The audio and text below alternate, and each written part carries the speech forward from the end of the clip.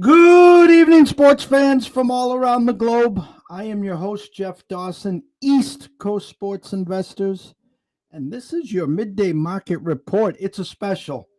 It's at 5:37, and when I have an opportunity like this, we clear the desk. Today, we have Craig Mish live from Marlins Stadium, getting ready to face the Seattle Mariners, and he's blessed us with a few minutes before the opening pitch.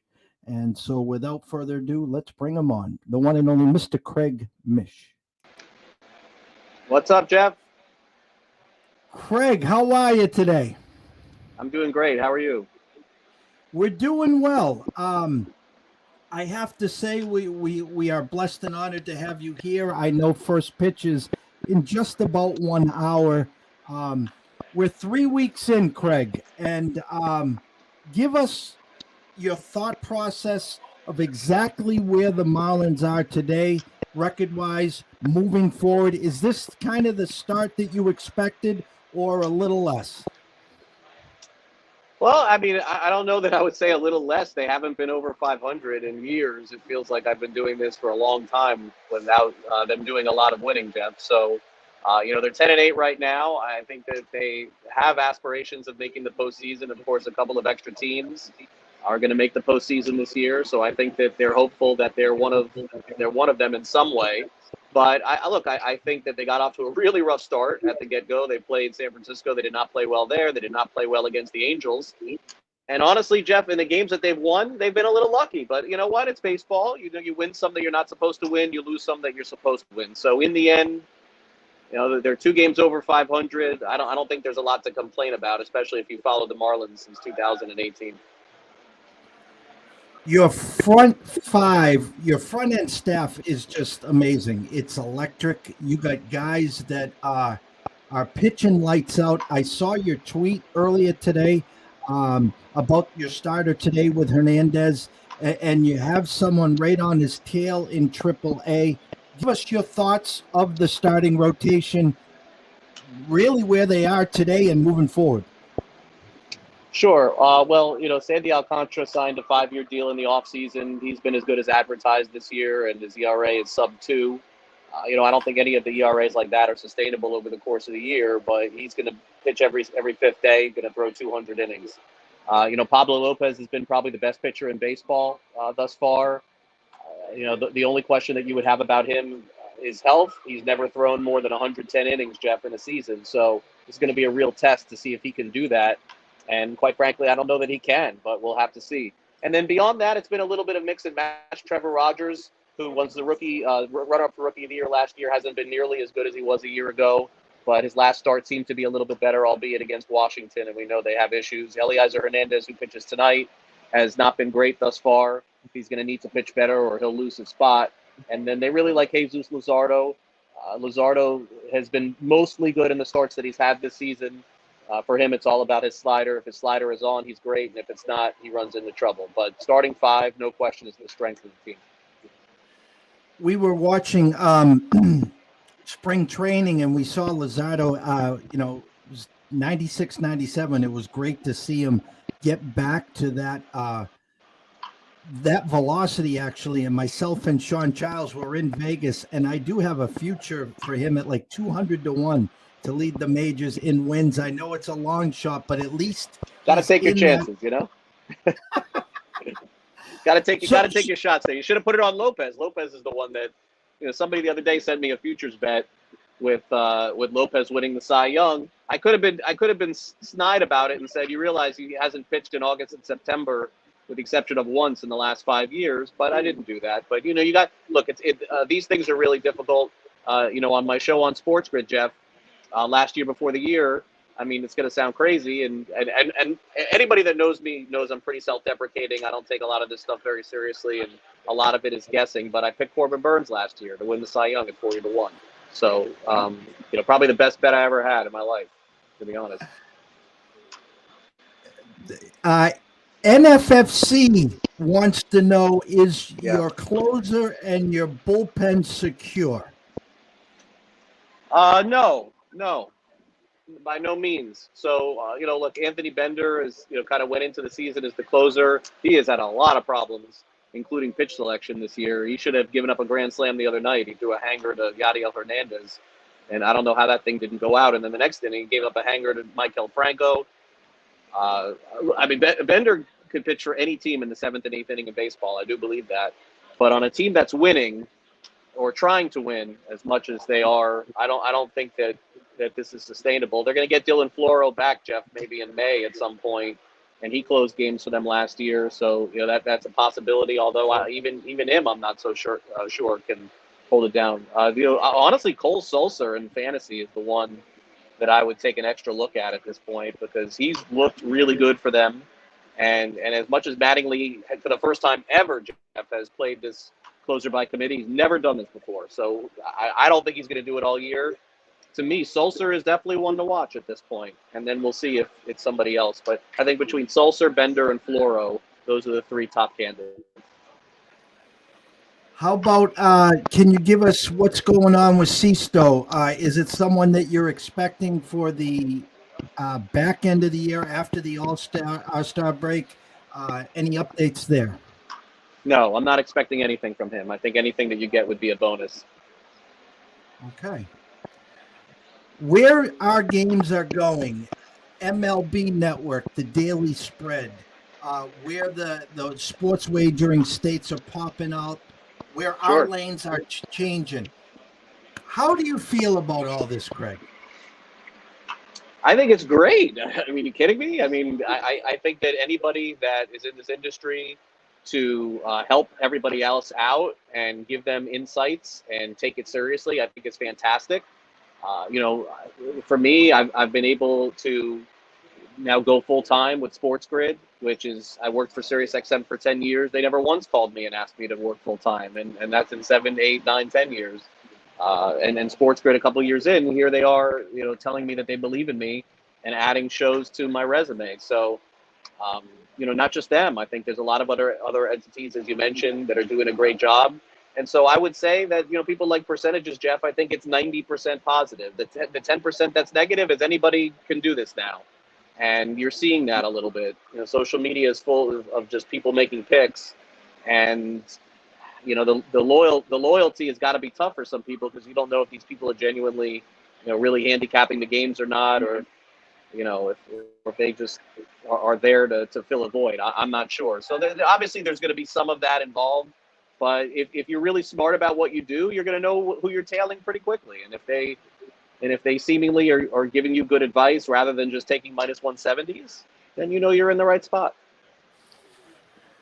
Can you clue in the people like myself that didn't know everything that was going on behind the scenes with Derek Jeter? Were you expecting Sure. him to step down, or was this something you saw it coming, or was just blindsided?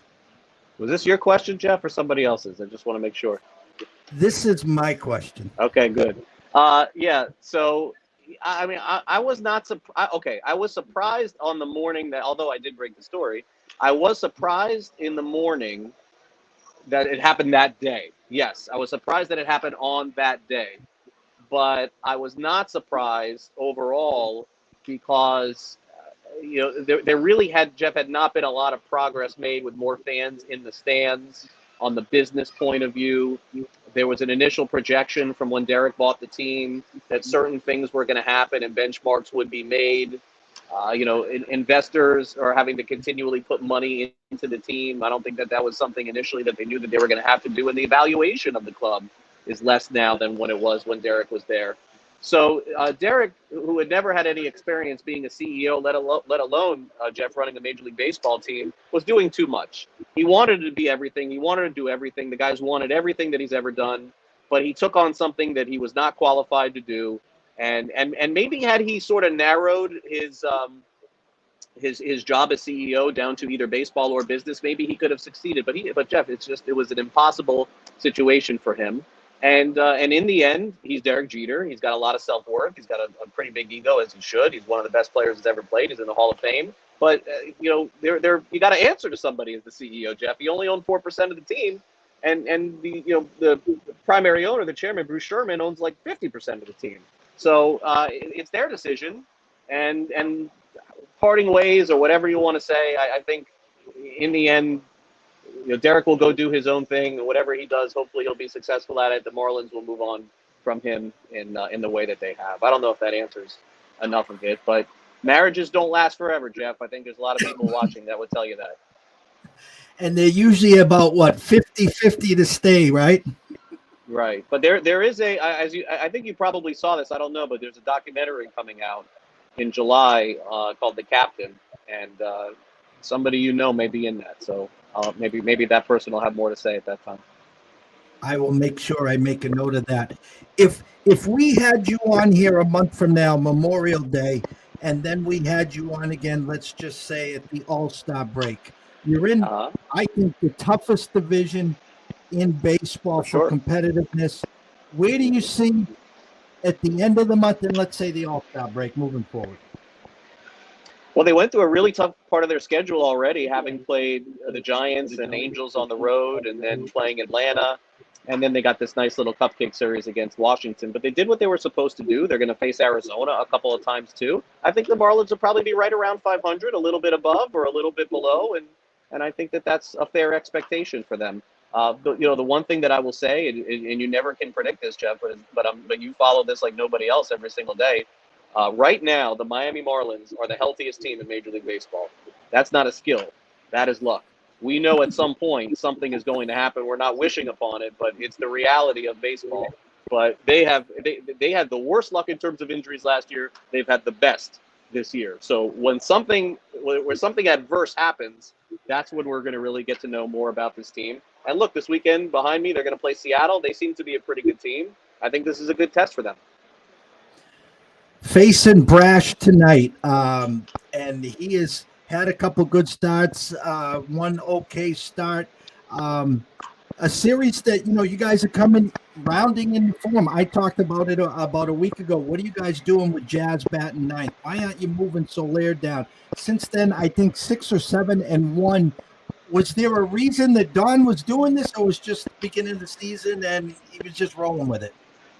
They Jeff, they saw Soler in the World Series, and they really just wanted to copy that formula. He was leading off. He won the World Series MVP, and that was really the reason why. And to be honest, if Soler had gotten off to a good start, I think you'd still see him leading off. I would also caution you when the Marlins face tough left-handed pitching, I don't think Jazz is going to lead off either. I think he's going to be batting down near the bottom of the lineup.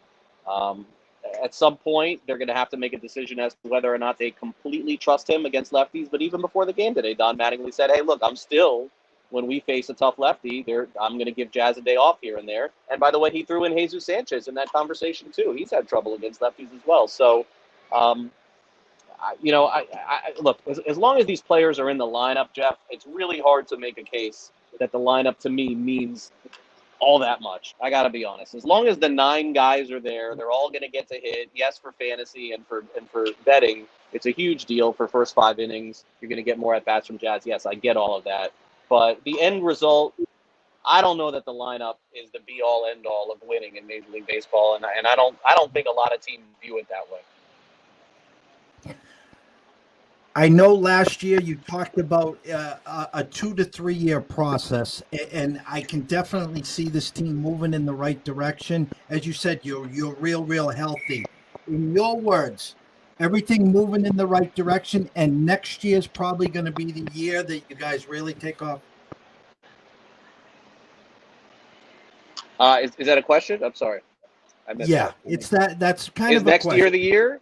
Is next year the year? I mean, it depends on what kind of commitment they make next offseason. And look, I mean, Jeff, they're 10-8, and both Avisail Garcia and Jorge Soler are below level replacement players right now. I mean, they're both having horrific starts. They've done nothing.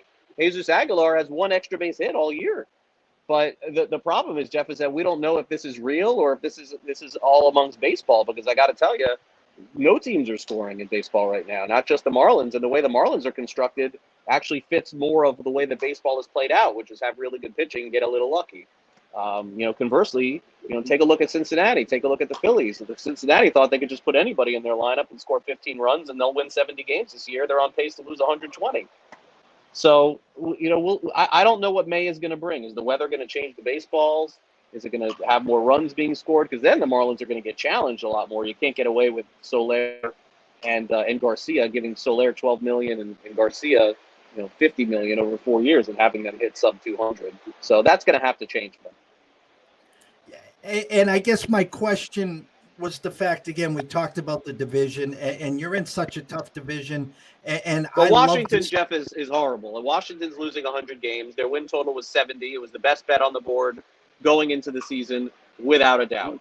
And I got the text to back that up if anybody wants to take a look at it. I mean, you could actually get 70 before the season. I saw 69.5 mostly. I mean, no disrespect to Washington. Rizzo is a great GM. They won a World Series. You're taking Max Scherzer, Steven Strasburg, Anthony Rendon. I mean, I'm missing somebody here. Trey Turner. All these guys. I mean, how many games do you think they're going to win? And then the patchwork they're going to make is putting Lucius Fox at short, Michael Franco at third. I mean, how did anybody think this team would be good? So, Jeff, as good as the division is, Washington's going to lose 100.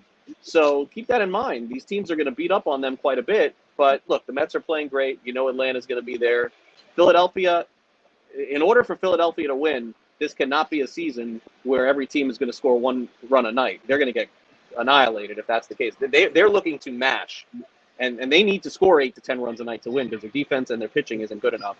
So I'm a little unsure with them, but you're right. 3-4 teams, potential to be over 500 this year. You can follow him, Craig Mish at Sports Grid, the Marlins, Swings and Mishes, Herald Sports, MLB Network. Craig, we cannot thank you enough. Wishing you nothing but the best, and thank you so much for coming on with ECSI. It's my pleasure. The one and only Mr. Craig Mish.